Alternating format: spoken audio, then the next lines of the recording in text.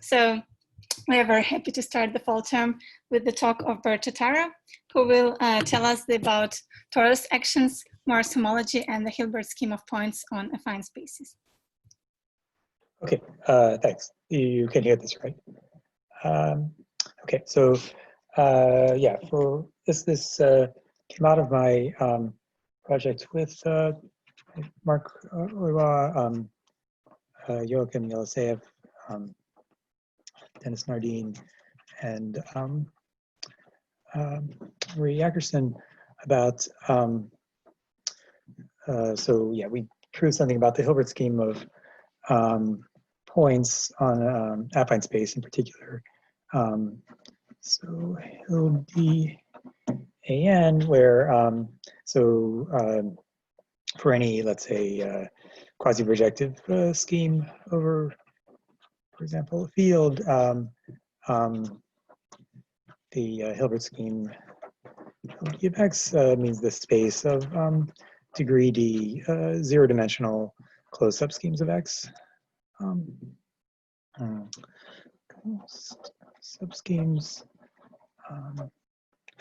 of degree D over K inside X. Right, so, okay, so in other words, for example, if X is affine space, then this is just the closed subschemes of affine space are just the same thing as ideals in the polynomial ring, and so this is classifying certain ideals in a polynomial ring if X is affine space, but it's quite hard to understand. And maybe the basic reason why it's hard to understand is that zero-dimensional schemes are hard to understand.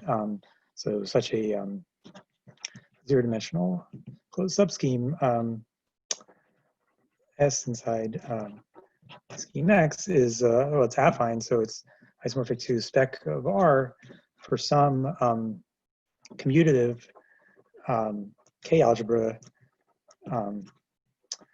of dimension D as a vector space over K.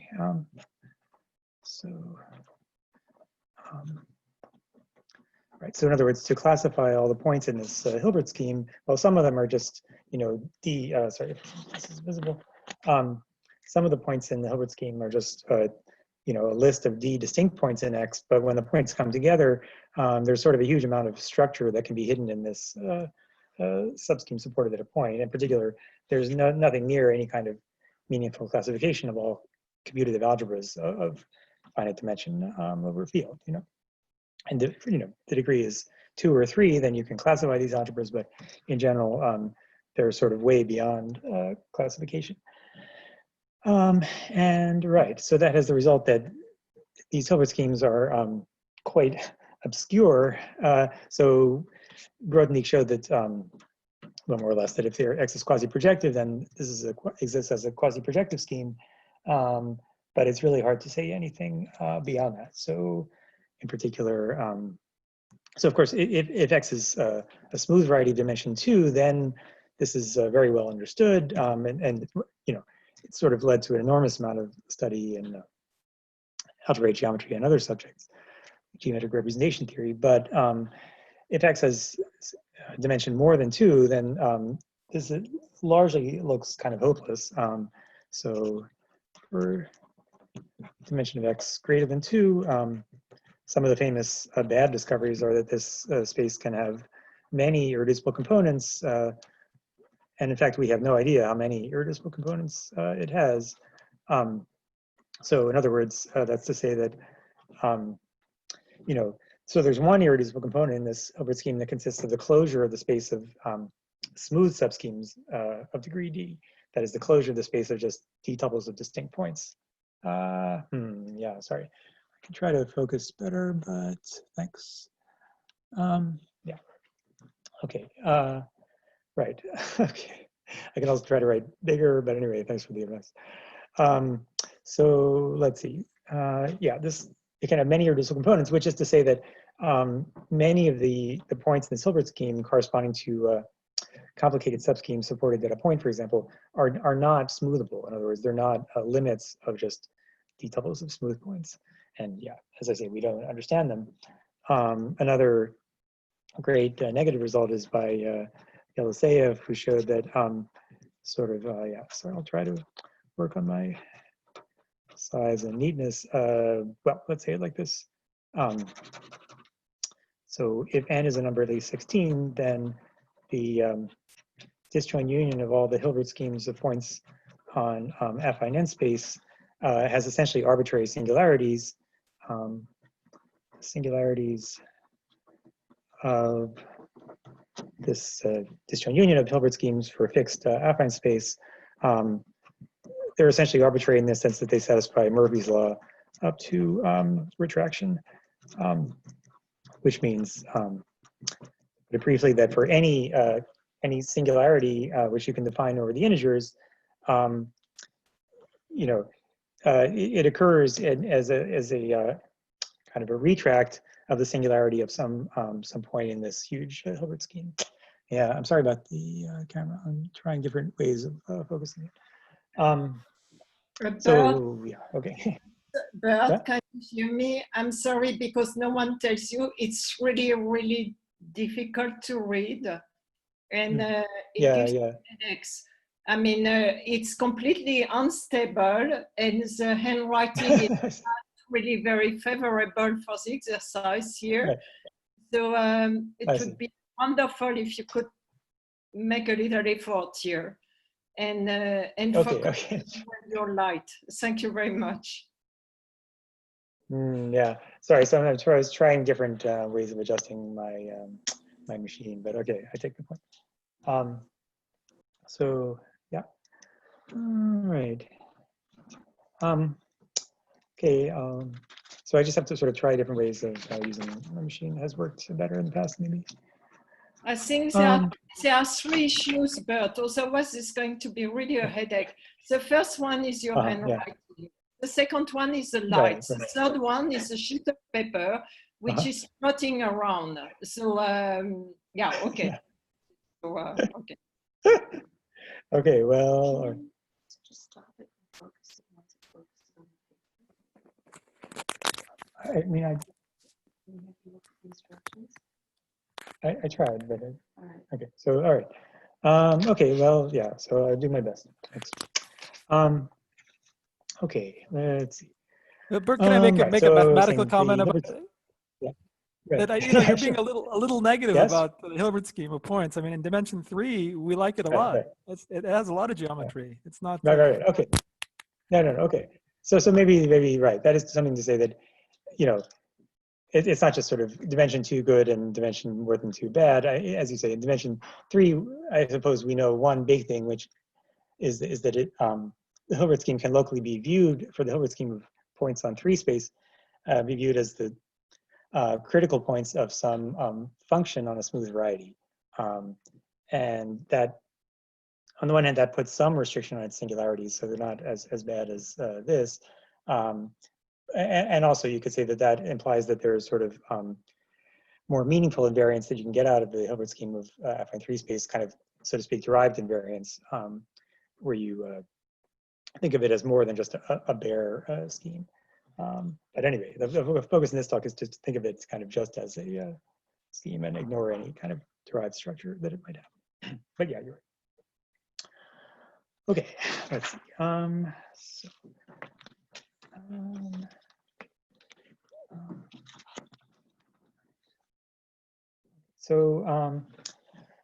Okay, so well, I can describe what at least one of the main things that my other collaborators showed. It's kind of a sample, which is that if you take the limit as the dimension of the space goes to infinity,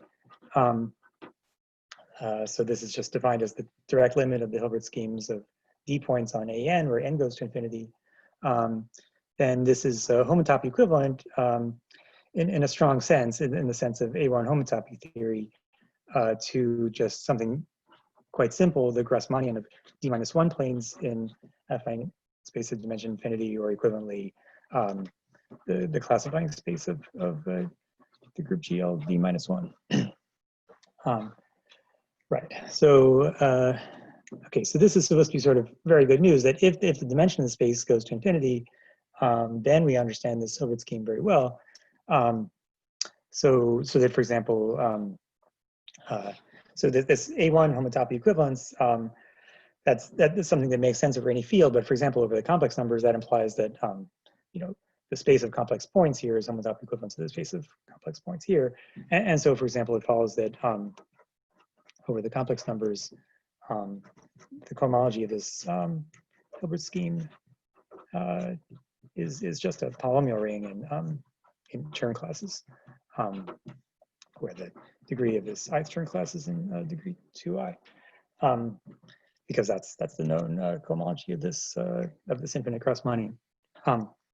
So you could say that I mean, what are these classes? They're precisely the Chern classes of the natural vector bundle of rank d-1 on this Hilbert scheme. So what is the natural vector bundle of rank d-1? Well, if you're given a point here, which is to say a zero-dimensional closed subscheme in some finite affine space of degree d, you associate to that a vector space of dimension d-1, which is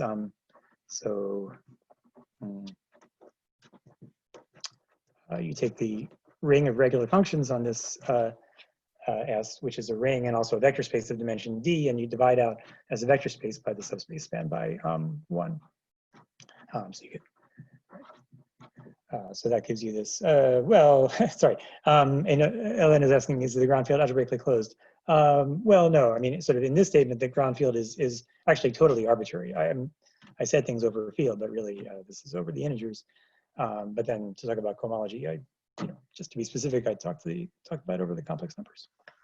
Oh yeah, I mean, well, anyway, maybe this K is the complex numbers for the moment. Right. Okay. So yeah. So in some sense, this is sort of saying that in the sense of A1 homotopy theory, but of all the, I mean, of course, geometrically, this space is still incredibly complicated, but somehow up to homotopy, all of that can sort of be squashed away, and you just get this rather simple space.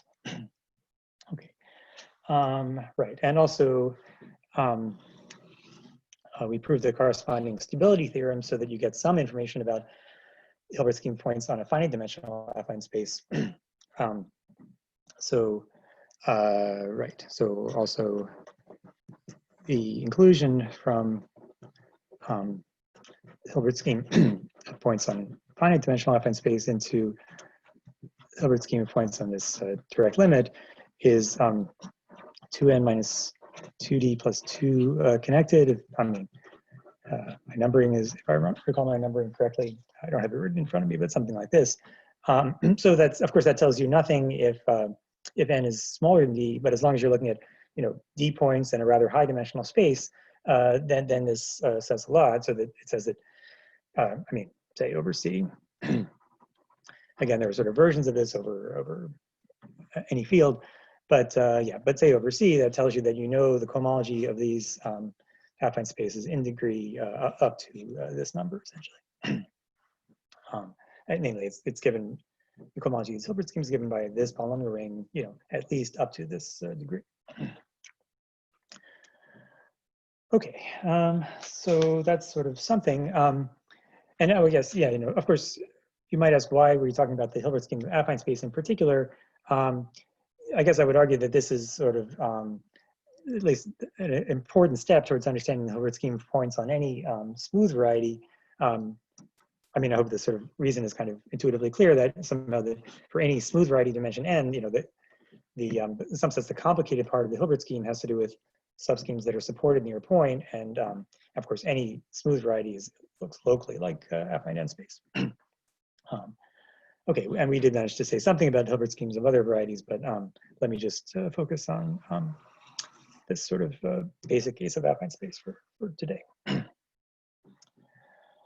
Okay, let's see. So what I wanted to do today was to sort of one thought that came up in studying this was to actually compare the Hilbert scheme of points on affine space with just the Hilbert scheme of points. Yeah, so the sort of let's say conjecture is that the inclusion from the Hilbert scheme of points on affine space supported at the origin into the Hilbert scheme of points on affine space should be an A1, like a homotopy equivalence in A1 homotopy theory. Again, this should be over any field, say. Again, one could be talk about a more general base, but anyway. Right, and in particular over the complex numbers, this should just be a homotopy equivalence. So let's see. I hope I tried to say what this is in words. So this is the space of all degree D zero-dimensional subschemes of affine space. This is the subset of those that are. Yeah, sorry about that. I can do a sort of fiddle with my machine to try to improve the focus. Let's see. So this is the subspace of all those zero-dimensional subschemes whose support is just the origin as a set. So the idea is, naively this might look sort of like a point, but it's definitely not. There are an awful lot of subschemes of affine space supported at the origin. Yeah. This can be sort of an incredibly complicated scheme supported at the origin. Okay. So. Right. I mean, so why ask this question? I guess you could say that both these spaces sort of come up in nature. Like for example, if you're studying the Hilbert scheme of any smooth variety, then in a way it's sort of this scheme which will directly come up in your analysis. Like, yeah, this is the same as the Hilbert scheme of points of degree D supported at any point in any smooth variety. So this is in a way, quite a natural thing to try to understand. Right. So spaces in their homology completely, but I mean, but this knowing this equivalence should be, it's a basic question that comes up, I would argue. Okay. Right. Okay. So let's see. Okay. Let me think. So what can you say about that? So there's a sort of geometric, yeah, that's right. Sorry. So the 5-author paper is going to appear on the archive tomorrow, I think. And then what I'm talking about today will appear in an archive paper just by me probably a day or so later. Okay, so what to say about this conjecture? So the thing is that there is a sort of geometric argument that makes this look like this is just obviously true. It has to be true. And that is to say, if you're given any subscheme of degree D in affine space, for example, whatever, some arrangement of some subscheme of degree D, then you could just sort of scale it towards the origin. So, and a sort of basic idea for attacking that conjecture is to consider the action of the multiplicative group by scaling on affine n space. So as you move towards the origin in the multiplicative group, you move everything in affine space towards the origin, and therefore you have an action of this group on the Hilbert scheme of points in affine space.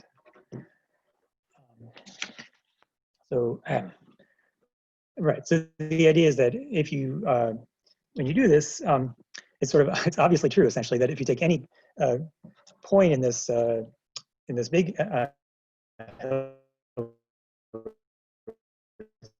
scheme and you take the limit as t goes to 0 in the multiplicative group, then it has a limit in the say point s, and it's true and more or less obvious that this limit exists, and it like gives you a subscheme supported at the origin. So, right. So essentially, so this certainly allows you to kind of connect any point here to a point in the subspace, and to immediately prove that that this inclusion is a homotopy equivalence or an A1 equivalence. And there's a difficulty which is the following. So, this limit is not a continuous function of the point s. It is not a continuous function of s. And basically, this is sort of, and so you don't just get say, an A1 homotopy.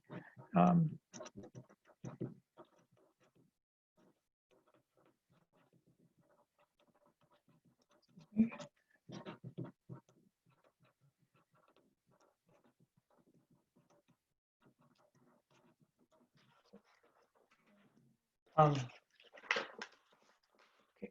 So the idea would be, I mean, formally it looks as though the action of the multiplicative group should extend to an action of sort of the affine line like this, where 0 times the point here gives its limit by this process. But the problem is that this map is actually only a rational map. Burt, could you maybe sure. focus? Could you maybe focus the camera for a second so that people could read this, Yeah. and then you keep writing?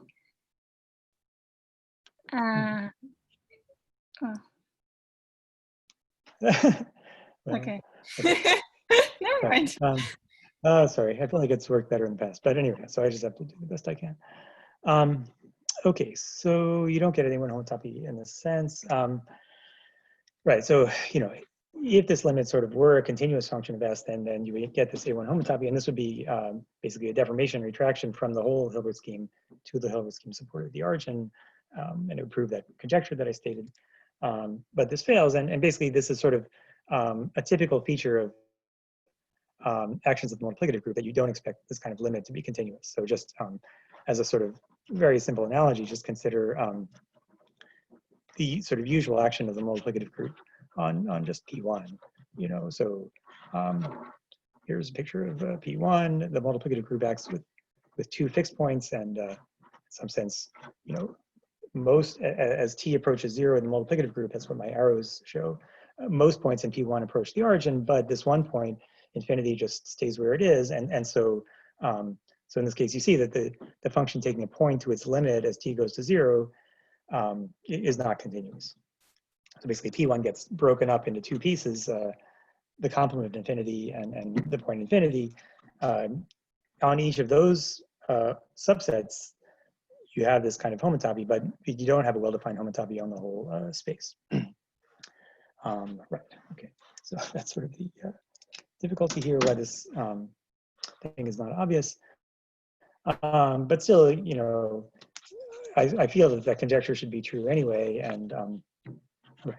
So let's see. So the main thing I can show about it is that let's say over C that is true.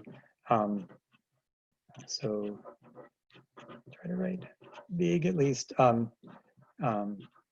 This inclusion from Hilbert scheme of points on affine space supported the origin into the whole Hilbert scheme of affine space is at least a homotopy equivalence on complex points. So I don't know whether it's an A1 homotopy equivalence, which is this stronger condition, but at least the sort of tautological version is true. And right. So so I want to describe this argument, and I think it's interesting to contemplate how to generalize this to A1 homotopy theory. Let's see. Right. Burt, so I guess also. Burt, can I ask a question? You can also ask the same question for quote scheme, the punctual quote scheme. The Hilbert scheme is an example of the punctual quote scheme.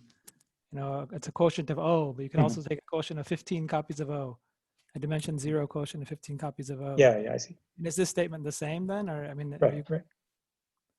Yeah, I would think so. So let me sort of state a more general version on it. I think so. Yes. So let me kind of put this in a more general context. So this is the very specific example.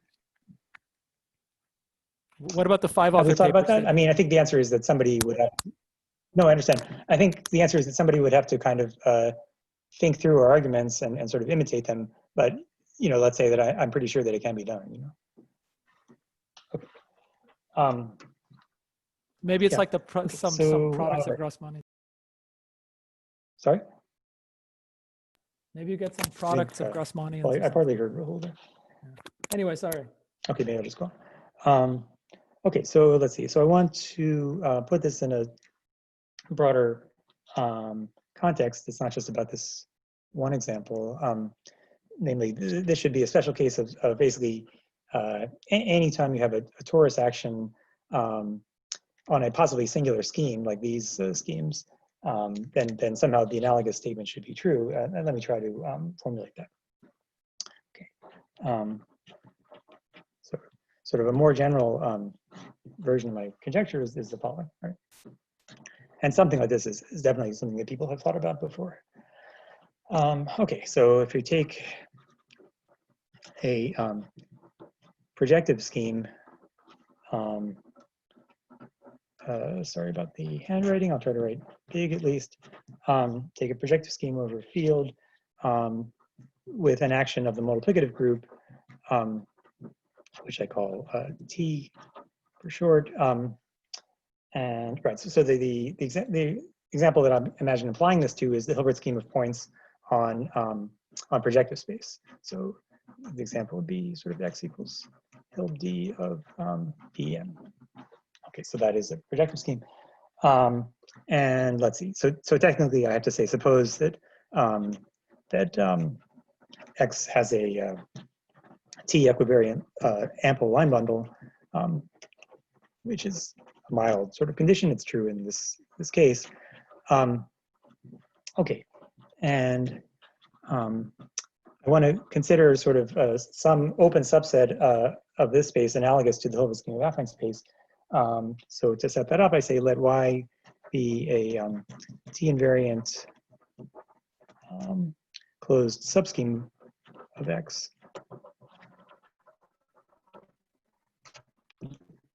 So Y actually is going to be analogous to this space. And what property do I want this to have such that every point, let's see, x in X, such that its limit as t goes to infinity of t of x, suppose that every point that has this property is in Y. So the way I would picture that is that, let's see, if you imagine here's your projective variety, let's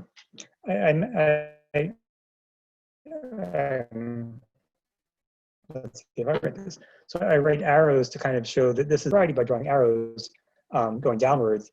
That's showing what happens as t approaches 0. So this condition is sort of saying that Y is somewhere down at the bottom of this variety, something like this, you know. Right. This sort of says that any point which is kind of below a point in Y is already in Y. So sort of roughly speaking, a lot of stuff in the variety X is heading towards Y. Okay. Okay, and I specifically I further make the assumption that that the fixed point set for T acting on the subspace Y is open in the whole fixed point space of T. So that's sort of, this is the condition that implies that there's like a whole open subset of X, which is being pulled towards Y. Burt, okay, sorry, and I then let yeah, sorry. May I interrupt you for one more time? Yeah. Sorry, I'm trying to come up with some improvement. So the first idea was maybe if we turn off videos except you, the internet quality will be a bit better. I see. Okay. And second idea, do you mind if I put in the chat links to both papers from your and Mark's webpage so that people possible. Yeah, of course. could look in the statements? Do you mind? Okay. Okay, thank you. Sorry. Yeah. Thanks. Okay, sorry about that. Okay, then is I have this subspace Y, which is somehow at the bottom. Which is sort of things are being in X, or a lot of things in X are being attracted to Y as T approaches 0. And then I let U be the set of points in X which are attracted to Y. So such that the limit as T goes to 0 of T of X is in Y. Right. And then my assumptions ensure that this is open in X. Right, so the picture is something like there's some stuff in X which is too far away, which is being pulled towards Y. Okay, and right, so then the conjecture is just that the inclusion from Y into U is any one homotopy equivalence. So when X is smooth, this is a immediate consequence of Bielnitsky-Berula. Yeah, that's right. So that right. Maybe I should just write down the word Bielnitsky-Berula, which is about all I can do. And actually, there's a more specific reference I can give by Housel and Rodriguez Villegas. Actually, yeah, though I must say that even so, if X is smooth, then this is true at least over C. Sorry, so you get a homotopy equivalence on complex points. Even then, even if X is smooth, it's a little bit puzzling. Bielnitsky-Berula tells you a lot about torus actions, but even then, I don't quite see how to prove this A1 equivalence. That I think is certainly a doable thing, but anyway. Yeah. Okay, you're right. Okay, but somehow, yeah, singular torus actions on singular varieties. Sorry, but here why, is it because Bielnitsky-Berula is not a vector bundle? It's only an affine bundle. Is that the thing you're talking about, or why isn't that immediately not an? Isn't it the zero? So the idea is that there's sort of going to be like in Bielnitsky-Berula's thing, there are these sort of several different strata. Each one of them is a kind of affine bundle over a different piece. But then somehow the conclusion is, the question is, what does that tell you about the homotopy type of the union of these different strata? If you're just sort of interested in computing cohomology, you're kind of okay. But in general, when you have like a singular variety that's a union of a closed subset and open subset, it's not really obvious. What does that tell you about the homotopy type of the whole variety? Okay. At least I'm puzzled, you know. Okay, right. So yes, and then so this is a bit big, but okay. I guess I have to push this up a little bit. So yeah, the main thing I can show is that this conjecture is always true on complex points for you know, for the usual homotopy type. For the that is not in the stronger A1 homotopy sense. Yeah, so in this situation where you have an open subset, you have a torus, the multiplicative group acting on a variety, you have some open subset being attracted down to a closed subset. It is true that even if things are singular, the inclusion from Y into U is a homotopy equivalence on complex points. And then certainly experts should think about why how to make this argument work for the A1 homotopy type. But of course, the other thing is that this includes the case of Hilbert schemes where this X was the Hilbert scheme of points on projective space, this U was the Hilbert scheme of points on affine space. That's the stuff which is being attracted as T approaches 0 towards the Hilbert scheme of points on affine space supported at the origin. Okay. Is Y supposed to be connected here, or you don't care whether it's connected? I guess I don't care. Well, I mean, it probably will. If X is connected, then I guess Y will probably be connected. Yeah. But it's not an assumption in this. I didn't write it as an assumption, no. All right. So let me try to, let's see.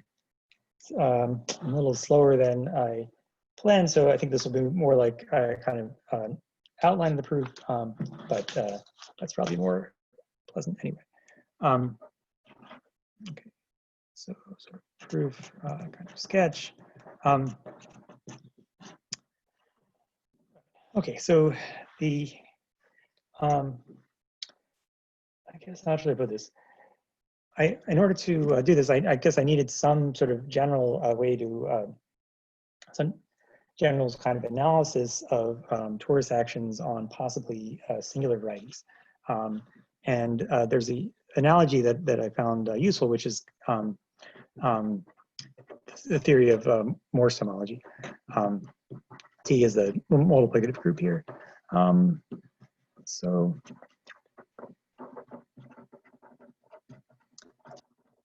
let me just sort of describe this analogy.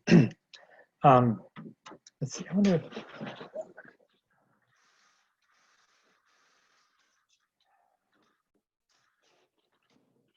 this is any better. Okay, so let me just sort of fiddle with my lines here.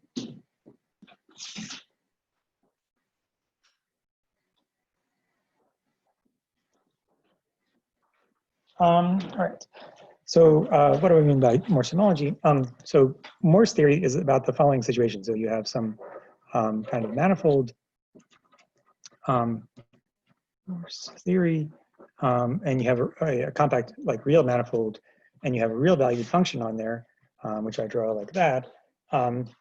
And you try to relate the topology of the whole manifold just to the space of critical points for this function.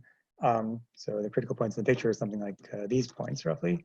And the way you do that is you consider the gradient flow for this function. So if you imagine flowing downwards, then you find like, points here are being attracted to this point, but sort of most points, there's sort of an open subset of points that are just being attracted down to the bottom point here. So in some sense, this is what Morse theory is about, and the idea is that somehow using this flow, you're supposed to relate the topology of the whole manifold to the topology of these fixed points. So hopefully you see that the sort of picture is similar to the one for torus actions, and you have the same kind of what topology is the limit taken in when K is any field. I mean, it's just like you have a, let's see, I think you're talking about in this conjecture. So what you have here is, I mean, the multiplicative group action gives you a map from GM into your variety Y, and Y is proper, so you can just fill in the missing point. I mean, that's what I mean by limit. I guess it's not really not really a limit in the topological sense, but you have a curve minus the point mapping in, so you can fill in the missing point because you're mapping into something proper. Okay. So let's see. Yeah. Okay. So there's this picture, and you see that there's sort of exactly the same kind of discontinuity happening here. You could imagine mapping any point in the manifold to its limit along this gradient flow, but that would be a non-continuous function because obviously, most points are getting mapped down to this point at the bottom, but that there are some special points that are mapping to one of the other critical points. So this is, I claim this is an analogous situation. And it's sort of more than an analogy. There, in a certain sense, studying torus actions is kind of a special case of this situation, because let's see. So let's see. Before I get to that, let me just say that the main distinctive feature of Morse homology, as opposed to the older version of theory called Morse theory, is that you explicitly study what are sort of limits of gradient flows under this map. So at least what I would call the sort of basic result of Morse homology is that I mean, if this is a reasonably nice function, I won't worry about the hypotheses. But any limit of gradient flow lines is a so-called broken trajectory, which is to say, basically a finite union of gradient flow lines. I mean, this is almost obvious, but I mean something a little bit more specific than that. Like a broken trajectory is something like, say, this flow line followed by this flow line. So you could have like, picture V. So you could have something like gradient flow lines like this that are getting closer and closer to a sort of a union of two different flow lines, one from this critical point to this critical point, and another one from this critical point down to this critical point. So yeah, this is right, sort of in a certain sense, this is the basic kind of like analytic fact of Morse theory that makes everything else work. So okay, so the idea is that essentially the same thing is true for torus actions.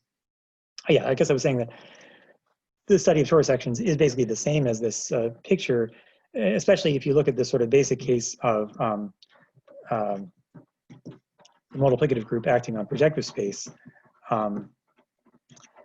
Then you are sort of literally in this situation. I guess if you look at the action of sort of over C, if you consider the action of the positive real numbers inside the C star, which is acting on this projective space, then the action of the positive real numbers is literally given by gradient flow for a suitable function. So the so-called Hamiltonian function on projective space associated to this GM action. So right, so basically studying torus actions on projective space sort of is exactly this same picture. Now, I was trying to understand torus actions on sort of any projective scheme. Yeah, sorry, I don't think I can deal with this comment right now. Let's see. Right, but that's somehow not so bad because I was assuming that we have I was considering an action in the multiplicative group on a projective scheme, but X has a T equivariant ample line bundle, and so X can be embedded into the projective space of some representation for some representation V of the multiplicative group.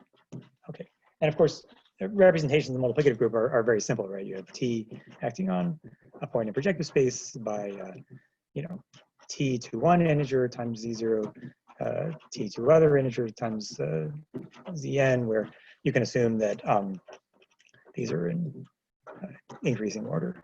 So, so it's a little bit surprising in a way that, right, we have this almost arbitrary torus action on this projective scheme, which could be singular, but you know, it's embedded in the action of projective space where the action is basically as simple as you could imagine. Okay. But, so the singularities and, are arbitrary on X, right? Sorry, say again? So answering Kyle's question, singularities on X can be arbitrary. Yeah, sorry, that's right, on X can be arbitrary. Right, so yeah. So what I will say, I mean, I think only loosely because, you know, going slower than I preferred. So it's just, let's say, a lemma that any limit of T orbits on X is a broken trajectory in a sense which you can spell out, but it's sort of essentially the same thing. So the idea is that you don't quite have, you don't on the face of it have a function on your projective space. I mean, you could cook one up, but that's not the way I'm thinking of it. But the point is that just the fact that you have this ordering, that sort of gives you a notion of sort of which fixed points of the torus are sort of lying above which other fixed points. So if you think about the way this torus action on projective space works, the fixed points are exactly the subsets where, say if these numbers are distinct, the fixed points are just the coordinate points. So you have sort of various points in projective space that are fixed by the torus action, and yeah. So what I mean by a broken trajectory is a, you know, a finite union of T orbits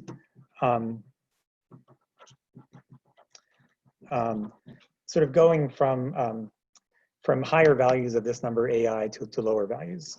So you have like one T orbit like this, and then that has sort of one limit as T goes to infinity, another limit as T goes to 0, and then you have maybe another T orbit that goes down from infinity there to 0 here. So this is another T orbit, and so on. And the idea is that sort of, yeah, you might have a sequence of T orbits sort of elsewhere like this. In the limit, you don't necessarily get a single T orbit, but all you get is a finite union of T orbits sort of connecting a chain of T fixed points sort of with decreasing values of this number AI, but I won't write that down. Okay, and the point is, yes, in a way, this is like a kind of wide generalization of Morse theory to because there's no assumptions on the singularity of this at all. But on the other hand, this is completely easy to prove because the idea is X is just contained in projective space.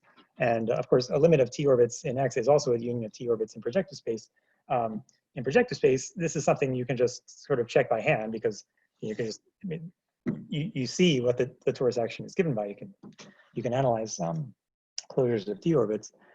I did this using the language of Newton polytopes, but I mean, it's sort of easy however you want to look at it. But then the point is, once you know this lemma in projective space, that just immediately implies it in X, because of course a limit of T orbits in X is obviously, it's contained in X, so it's a union of T orbits in X, not just in projective space. Okay. Yeah. So let's see. So to kind of, so I'd say, yeah, this was sort of the main technical thing I needed to check. And then from that, I will just sort of outline the way the rest goes. Right, to show the theorem, which was that that in this situation where you have a torus action on a projective variety and you have a closed subset Y and an open subset that's being attracted to Y as t goes to 0 using the torus action yeah. So the conjecture was that this inclusion was an A1 homotopy equivalence. The theorem is that it's a homotopy equivalence on C points. What can I say? So the idea was, draw some pictures. So I have this this subset Y inside U, and I have this T action, which is somehow it's taking every point in U towards Y, but I mean not in a continuous way, right? Some points have limits that are, points that are quite nearby can have limits on Y that are rather far apart. So so you don't have in particular, I'm not going to produce a map from U to Y, although in some sense it does exist, because I'm showing this is a homotopy equivalence, but you don't have an obvious map from U to Y. Okay, but what do you do? The way to sort of outline my argument is, just because you can triangulate algebraic varieties, that there is some there's some neighborhood of Y inside U which is homotopy equivalent to U to Y rather. So just sort of choose somewhat at random a neighborhood of Y which is homotopy equivalent to Y, a so-called regular neighborhood. The idea would be if you just sort of triangulate a U, which we can do in algebraic geometry, complex algebraic geometry, then just take this neighborhood to be the union of the simplices that are sort of adjacent to Y, and that will work. So let Yn be a compact neighborhood. This is all in the classical topology now, so not algebraic. Take a compact neighborhood that is homotopy equivalent to Y. I mean, I want the inclusion to be a homotopy equivalence. Okay, so certainly you can do this, and that doesn't really have any nothing new to it. Okay, and maybe this picture suggests how that might be helpful. So the idea is to show that so basically sort of using my analysis of what TU orbits on projective schemes look like. You can show that, I'll just have to sort of skip a few steps here, but can show using the lemma that basically any point in U sort of eventually it lands inside this neighborhood N. I mean, maybe it's sort of plausible enough from the picture. Yeah, so how should I say it? Let's see, that how should I say, for every point X in U, how do I want to say this? There is, there is a real number A greater than 0. Imagine a pretty small real number. Let's see, and a whole neighborhood of this point. Again, we're talking about neighborhoods in the classical topology, such that let's see how I write this. T of this neighborhood N1 is contained in the neighborhood N for all sufficiently small real numbers. So remember, we have an action of multiplicative group, so non-zero complex numbers, in particular non-zero real numbers, are acting on these varieties. And yeah, so I think this is sort of, it's pretty plausible from the picture, right? You pick any point here, there's a small neighborhood of that eventually, so this A might have to be very, very small. You might have to go very, very close to times 0, but eventually you will get into this neighborhood. And it's plausible, I guess, but in order to formally prove this, I needed that lemma analyzing what T orbits look like. Okay, right. Okay, and then you do a bit of point set topology. So hopefully this is more pleasant than painful. So that implies that you get a similar statement for any like compact subset of K. Basically, any compact subset of U eventually gets squashed into this neighborhood N.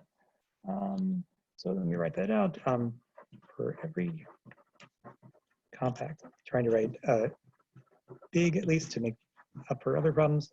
For every compact subset every compact subset K in U, there's a real number a greater than 0, probably a small one, such that small real numbers applied to this compact subset land inside this little neighborhood. Excuse me. Let's try to keep the picture in view there.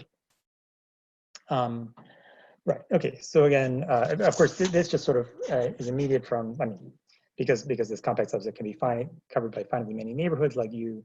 This follows immediately. Okay. So there we are. And okay. So then this sort of does lots of good things for me. So another way to write that is that equivalently, if you take, this is sort of saying that if you take any compact subset of U and squash it, eventually you land inside N. You could also say that if you apply this big positive number, 1 over A, to this little neighborhood, then it contains this compact subset K. So basically, if you go back in time, then this neighborhood eventually expands to cover any compact subset of U in the picture. Okay, and so I can sort of get 2 consequences from that. Hopefully this is meaningful. So that implies sort of 2 things. That one, so that there is a number C greater than 1 such that N is contained in the whole interior of C of N.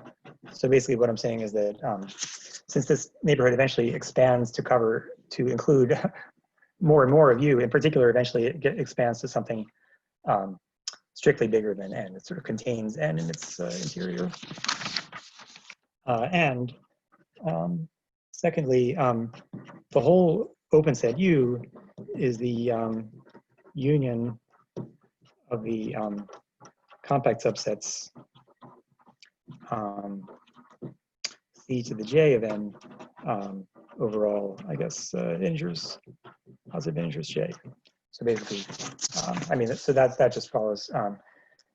Every compact subset of U is eventually included in one of these sort of bigger and bigger subsets of U. So this just follows from what we said already.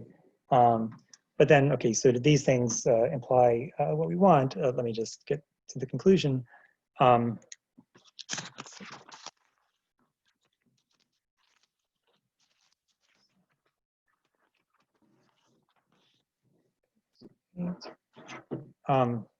So that leads to the conclusion, because let's see, you say the following thing. So we have this sort of picture now. Let's see, here's U, here's this Y. We have this neighborhood N that's homotopy equivalent to Y, and we have this sequence of sort of bigger and bigger neighborhoods. Like this is C of N, C squared of N would be even bigger, and so on. So we have like a sequence of bigger and bigger compact neighborhoods that eventually fill out this whole open set U. And now everything is pretty easy. So we know that the inclusion from Y into N is a homotopy equivalence, and that implies that for any of these expanded versions of N, that this is a homotopy equivalence for every integer J. All these neighborhoods inside U are just homotopy equivalent to Y. And so another way to read that is that, I mean, by the sort of 2 out of 3 property in homotopy theory, the inclusion from one of these neighborhoods into the next bigger one is also a homotopy equivalence. Yeah. So, okay. I mean, things are pretty easy now. I'm just working out the details. And also, since each of these neighborhoods is contained in the interior of the next bigger one, you could say that U is sort of the, U has the colimit topology as the union of these subsets.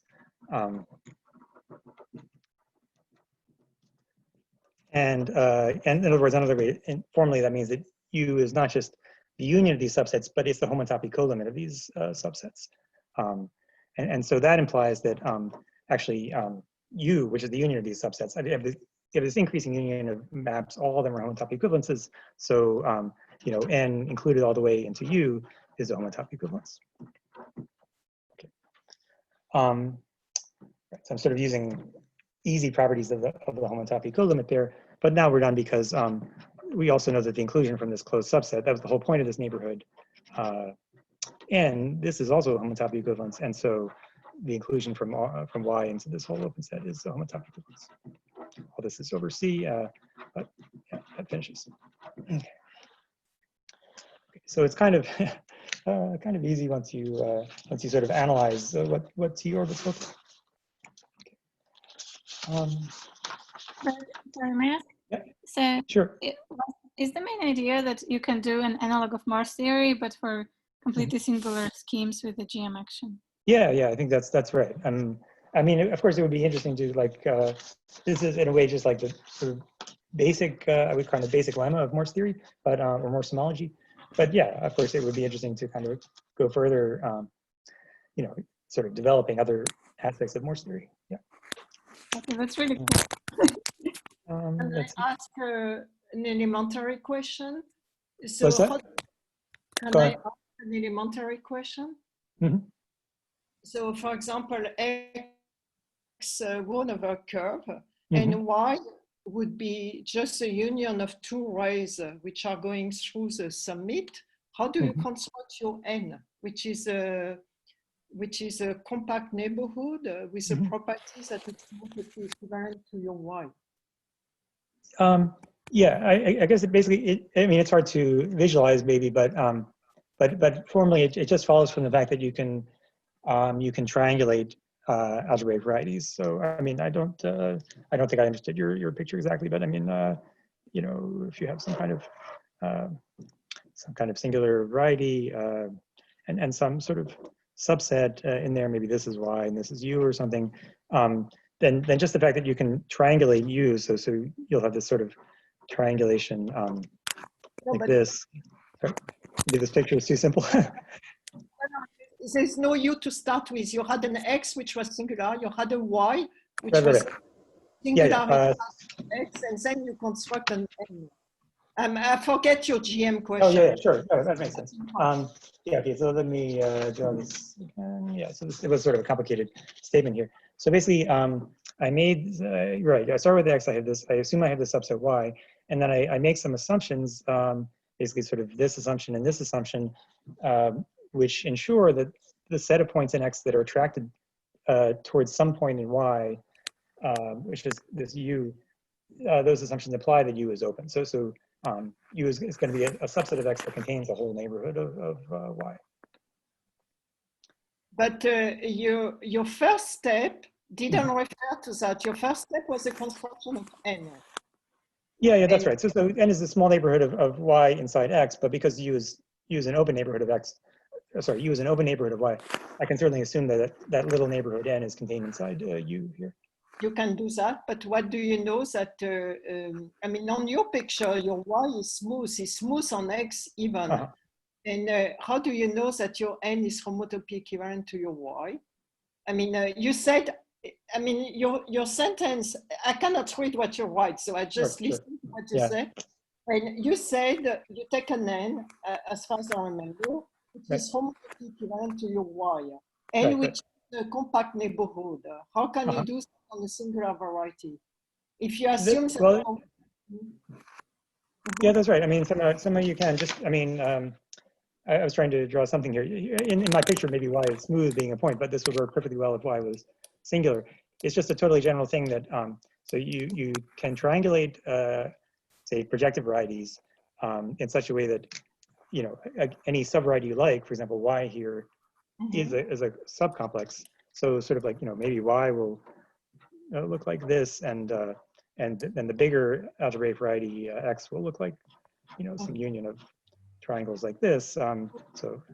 So you said we can triangulate in pairs. I mean, a pair is triangular. Yeah, exactly. That's the point. And then you should just take the union of the simplices that are kind of right next to Y, and that will, you know, rather easily be homotopy equivalent to Y. Oh, okay. Okay, thank you. Yep. This is an old observation of Hironaka's from the 1960s. Okay, I mean, I'm glad to hear it, but I mean, oh, sorry, it's the thing about triangulations, you mean? Yeah, I see. Right. That's right. I do give him some credit in my paper. Yeah. Let's see. I think time is up, so I should just ask if there are any more questions. No, let's thank you first, and then you can ask. Thank you very much. Thank Burt for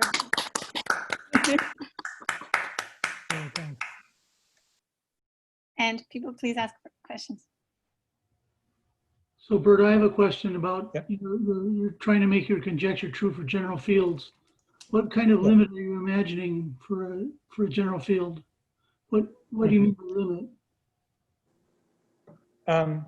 What do you mean by limit? So I mean, I think we're just talking about, you have a, for example, a k point of a variety. You have the multiplicative group acting on that variety.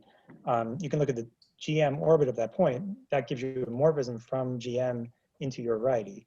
Now imagine this variety is proper over a field, which basically is the situation. Then it's just a theory, the evaluative criterion tells you that you can fill in the origin in the multiplicative group. So Brilliant, thanks. that's what I mean by yeah, that's right. I mean, basically, I think to imitate this argument in, let me think, in A1 homotopy theory, I think what you would probably have to do is to analyze this sort of rational map that came up here. Of course, I hope this is readable, but you have an action of GM on your variety, U in this case. That certainly can be viewed as a rational map from A1 times U into U.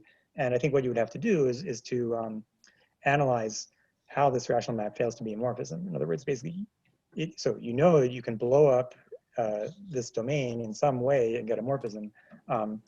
Essentially, you'll just have to analyze, what that blow up looks like. Basically, if you look at the example of GM acting on projective space, it looks like the kind of blow up you do should be just what's called a weighted blow up, which is a pretty simple kind of blow up that everybody uses nowadays. So I think this is probably a manageable problem, but I don't know how to do it. I have a question, Burt. Thanks for the excellent talk. I mean, I guess the most contemporary perspective on Morse theory would be kind of the Cohen-Jones-Siegel flow category perspective. Okay. With this sort of GM action. Have you thought at all about building some sort of category internal to motivic spaces or quasi-projective varieties or something? Yeah, no, it's a nice idea. So the idea would be like, that's how they make like a kind of like a Floer spectrum and stuff like that. Is that right? Right. No, so right. Yeah, it's a nice idea. So you could make imagine making motivic spectra and so on. I mean, no, I think I don't know anything, but it sounds like a good idea.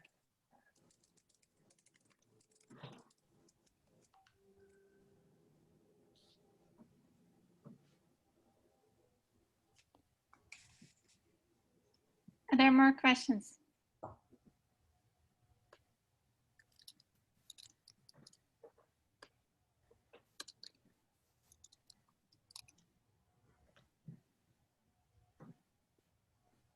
Let's thank Burt again, but please, I remind you that everyone is welcome to stay for some time after the talk and chat and, call it a coffee break.